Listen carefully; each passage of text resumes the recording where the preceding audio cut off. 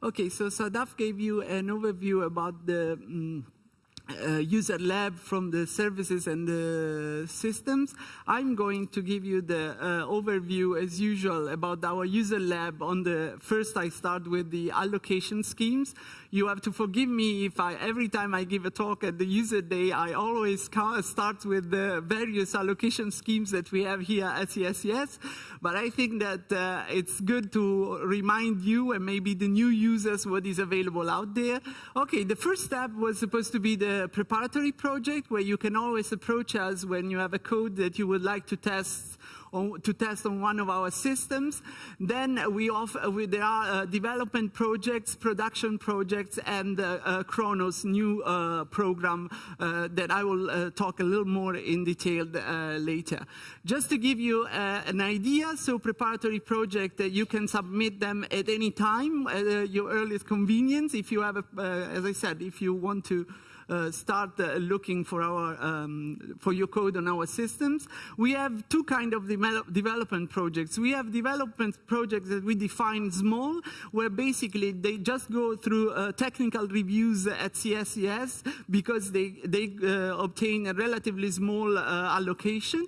Then you can submit, then you can submit large development projects, but they are treated exactly like the production projects. So you can submit them at any time, that's very true, but you will still have to wait for the 1st of April and the 1st of October to actually start your project. And the Chronos proposal, and we have 2 allocations per year, 2 calls per year, whereas for the Chronos proposal, we have, this is an annual call, so you will always start April 1st. This is, you're not supposed to read this at all. This is just to show you that if you go on our webpage, you will have already the deadline for 2015, for the complete 2015. The reason I show this is because because we post the deadline so much in advance, usually it's not a good excuse to come to us after the deadline, say, I missed the deadline, I didn't know, can you please accept the proposal even if it's too late? And here I just give you a link on where you can find all this information, or you can always drop us an email and we will answer you. I want to stress a little more about the new programs, the Chronos program, which stands for Computational Intensive High Impact Research on Novel and Understanding Science. This call, we had the first call for proposal, and I have to tell you that in this first call of proposal, we received 7 proposals. 5 of them were granted, and we gave out more than 8 million node hours, which, if you prefer the core hours, is about 250 million core hours. So for us, as a first call of proposal, was quite successful. And this is a call for proposal that is open, as Thomas stressed yesterday in his welcome message. We are open to researchers from all over the world, not only from Switzerland. These are some of the details. You can still submit a multi-year project if you are able to really define a plan for your multi-year project, and any researcher from all over the world can apply in this new program. Of course, what is important is that you need to have a scientific problem that you want to address, that you have in mind a method to actually solve your problem, even if it's risky and challenging. That's not an issue, and you need to have. You need important resources to try to solve your problem. Of course, because as you heard from Thomas and from Sadaf, this is a GPU system. You are encouraged to use GPU applications. And as of today, the Chronos calls are only specifically granted on PITS-Dyn and no other system at CSCS. Of course, if you need pre- and post-processing or visualization, that's a different story, but as main resources. And once again, the next deadlines are October 10th, 2014 for starting on April 1st. And if you want to be you want to think a little more, it's October 16, 2015, the next one to start in April 2016. Sadaf already mentioned this, and this is a bit of a repetition once again. So these are currently the supported application that we have also listed on our webpage, where you find also information how to submit the jobs. The star simply means that these are GPUs enabled, and we have cases, once again, as Sadaf mentioned, it's a bit of a repetition. If you have a problem and you would try to test it by using the GPU-enabled version of these codes, please contact us if you need help or if you would like to need more.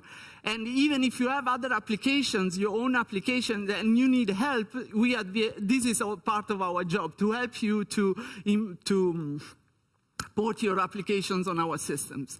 Now, I want to stress something that has changed in this last call for proposal, so accounting. We do not have anymore these allocation units. There was way too much confusion in this. So with the new PITS-DINT, we decided that probably the most proper way of accounting hours is node hours. So on PITS-DINT now we talk in terms of, on the Cray systems, the Monte Rosa, Todi, and PITS-DINT, we talk in terms of node hours. On the other system where where you have the node sharing, we will still stick to the core hours. And just for your information, one node of PITS-DINT is compared to 30 cores, and the Monte Rosa is 32. If you want to know the details, please remember that this is all published on our webpage, in our user portal. If you are in, I want to also remind you that there are tools that allow you to check your usage on our system. One is the SView Check that allows you to see the usage on each system where you have an account. So if you have only DINT, means that you don't have an account on any other system. And so this is what you used, and this is what you have. And this is the percentage of usage.